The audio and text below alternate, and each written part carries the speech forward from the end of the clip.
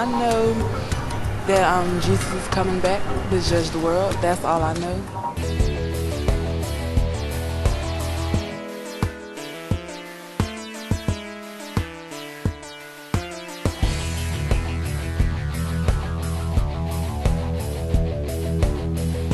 We have some individuals in our country, and we have some students in our country who, for whatever reason, arrived at the conclusion that this is all planned, the destruction of the world, the end of the world, there's nothing we can do about it. I can't think of anything more dangerous than to take the assumption that some religious perspective claims that this world's going to come to an end. But here the great men, the rich men, the mighty men, the rulers, I saw the dead, small and great, every king that's ruled over England, the caliphs of Baghdad, the maharajas of India, the multimillionaires, the billionaires. They're all going to stand one day. Can you imagine it?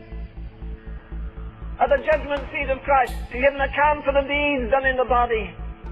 Well, of course, if you have a judgment, you must have a judge.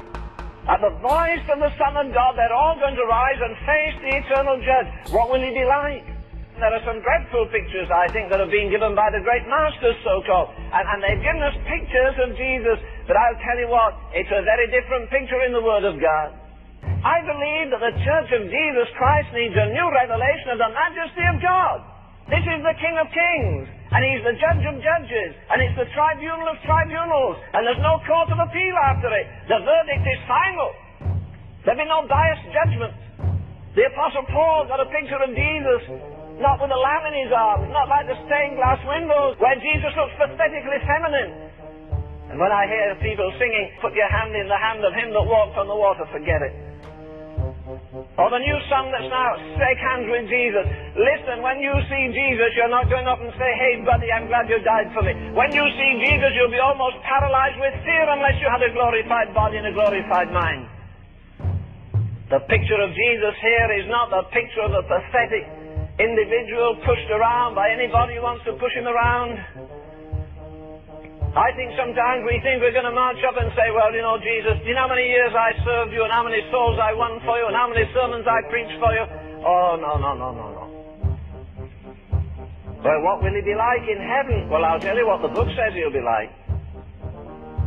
It says his hair is as white as snow. His feet are like burnished brass. His face is like the sun in its strength. His eyes are living coals of fire. His tongue is a sharp two-edged sword. John, the man who had walked with him and talked with him for 3 years, says that when I saw him, I fell at his feet as dead.